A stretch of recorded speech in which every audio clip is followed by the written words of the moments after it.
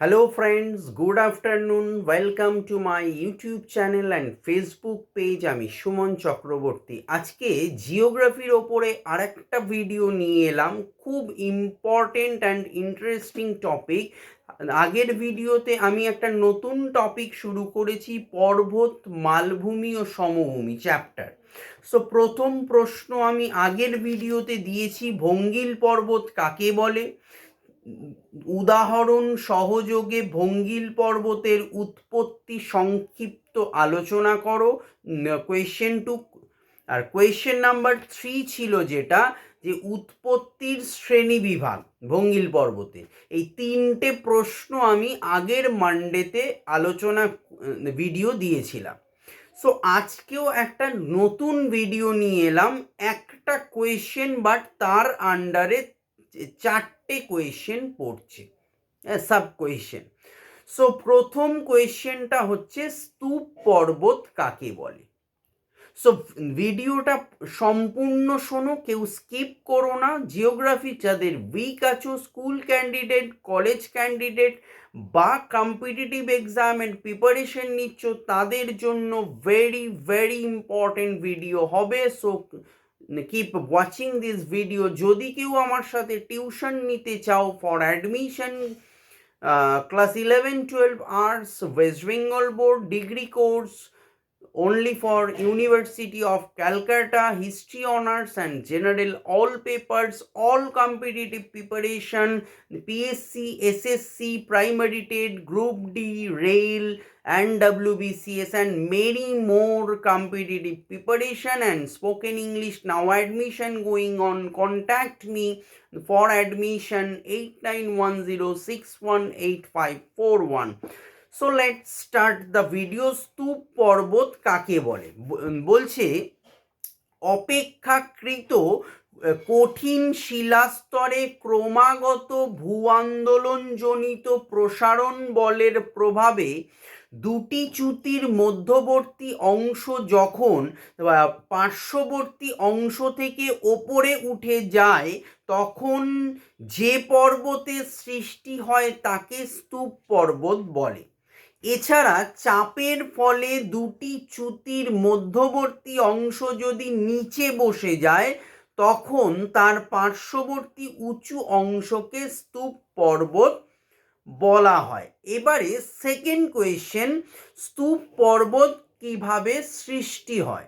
Number 2, question number 2, প্রবল ভূ আলোড়নের ফলে শিলাস্তরে প্রচণ্ড টান পড়লে অনেক সময় ভূপৃষ্ঠে ফাটল বা ক্র্যাকের সৃষ্টি হয়। এরপর যদি আবার ভূমিকম্প হয়, তবে ওই ফাটল বরাবর শিলার এক অংশ থেকে আরেক অংশ বিচ্ছিন্ন হয়ে পড়ে, একে বলা হয় চ্যুতি। দুটি ফাটলের মধ্যবর্তী অংশ যখন নিম্নচাপ বা পার্শ্বচাপের ফলে উঁচু হয়ে পর্বতের রূপ নেয়, তখন তাকে স্তূপ পর্বত বলে। অনেক সময় আবার মধ্যবর্তী অংশের দুপাশের ভূমি কোনো কারণে বসে গেলেও মধ্যবর্তী অংশে স্তূপ পর্বতের সৃষ্টি হয়।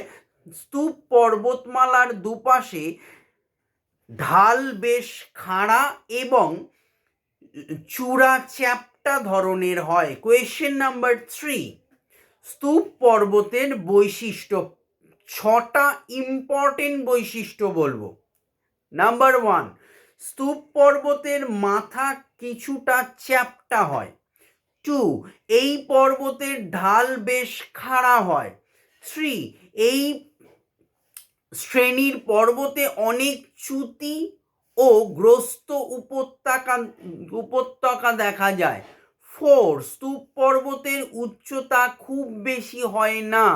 5, স্তূপ পর্বত ভঙ্গিল পর্বতের মতো বিশাল অঞ্চল জুড়ে বিস্তৃত হয় না। লাস্ট নাম্বার 6, সাধারণত লম্বভাবে ভূ আলোড়নের ফলে স্তূপ পর্বতের সৃষ্টি হয়।